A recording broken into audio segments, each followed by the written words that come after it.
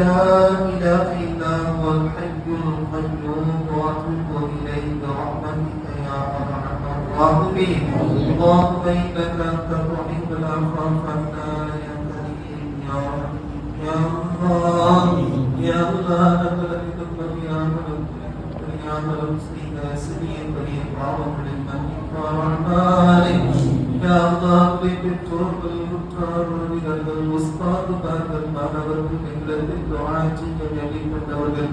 உலகில் வாழக்கூடிய முஸ்லிமான முஃமினான அன்பர்கள் அனைவருக்கும் செய்த பாவங்களை மன்னிப்பாராய்